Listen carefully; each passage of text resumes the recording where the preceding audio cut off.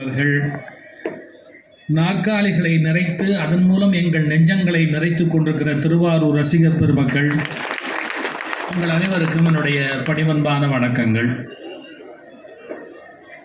தம்பி சுதர்சன் அவர்கள் பேசுகிற போது என்னுடைய இனிய நண்பர் லட்சுமண பெருமாள் அவர்களுடைய ஒரு கதையை சொல்லி நம்முடைய கண்களில் இரத்தத்தை வரவழைத்தார். எனக்கு ரொம்ப பெருமையாக இருந்தது. லட்சுமண பெருமாள் என்னுடைய நண்பர்.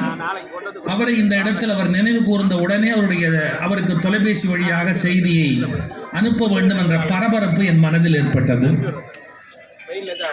ஒருவர் ஒரு இடத்தில் இல்லாத போது அவரை பற்றி நன்றாக பேசுவது என்பது ஒரு பெரிய விஷயம் தமிழ்நாட்டில்.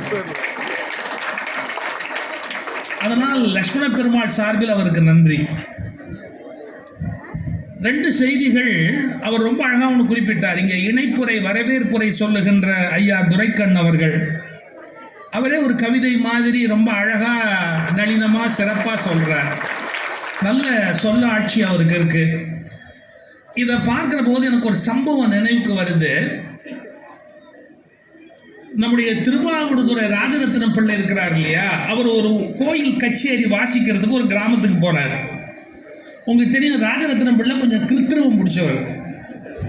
இதே மாதிரி தான் அங்கோஸ்திரம் போட்டிருப்பார் ரெண்டு பக்கமும். அதனால தான் நானும் போட்டேன்.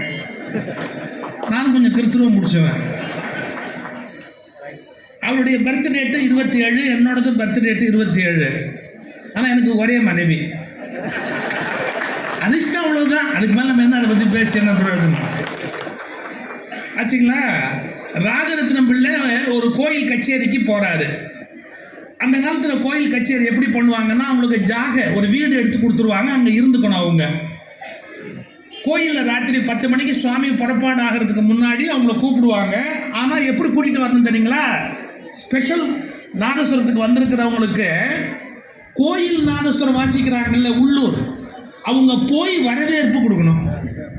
எப்படின்னா, அவங்க தங்கி இருக்கிற வீட்டுக்கு முன்னாடி போய் வாசித்து அவங்க வெளியில் வந்து தெரு முழுக்க ஊர்வலமாக அழைச்சிட்டு வந்து கோயிலில் விட்டதுக்கு அப்புறம் மேடையில் ஏறி அவங்க வாசிப்பாங்க. இதுதான் மரபு. ஆனால் அந்த உள்ளூர் நாதஸ்வர வித்வானுக்கு ராஜரத்னம் பிள்ளையை கண்ட ஆகாது. அதனால் என்ன பண்ணிட்டாரு, இந்த ஆளுக்கு நான் என்ன வரவேற்பு வாசிக்கிறது, வாசிக்க மாட்டேன்ட்டாரு. இவருக்கு நான் என்ன வாசிக்கிறது, நான் வாசிக்கிட்டே பின்னாடி போனோம், நான் என்ன வாசிக்கிறது, வாசிக்க முடியாது அப்படின்ட்டார். எவ்வளோ பெரிய இன்சல்ட்டு! இப்போ நாங்கள் மேடையில் இருந்தோம், சட்டமன்ற உறுப்பினர் வந்து ஒரு வரவேற்புன்னு ஒரு புஸ்தகம் கொடுக்குறார், நகராட்சி செலவு ஒரு புஸ்தகம் கொடுக்குறாருன்னா அது வரவேற்புக்கு மரியாதை. வரவேற்கலைன்னா ஒரு கலைஞனுடைய மனம் வாடி போயிடும். ராஜரத்னம் பிள்ளை இப்படி எல்லாம் அலங்காரம் பண்ணி வெளியே வந்து நின்னாரு. உள்ளூர் வித்வான் வந்து வாசித்து அழைச்சிட்டு போகிறவர் வரலைங்க.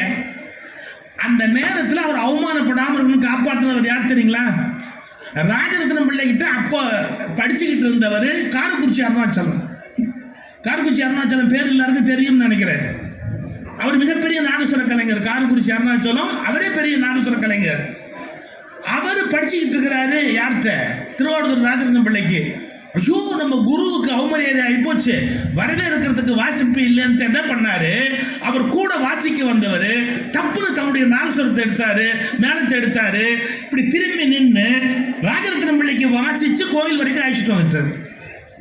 ஒரு சிஷ்யனுக்கு ஒரு பண்பு இருக்கணும், நம்ம குரு அவமானப்படக்கூடாதுன்ற உணர்வு இருக்கணும். அவரையே செல்போன் கொடுக்காட்டி கொண்டுடுவேன்னு மிரட்டுற காலம் இந்த காலம்.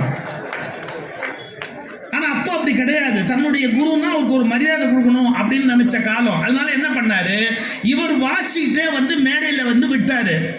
ராஜரத்னம் பிள்ளை எதுக்கு அசராதவர் கண்ணில் தண்ணியோட காரக்குறிச்சியை கூப்பிட்டு கட்டி தழுவிட்டு சொன்னாரு, என் கௌரவத்தை காப்பாத்தினடா, என் கௌரவத்தை காப்பாற்றினேன்.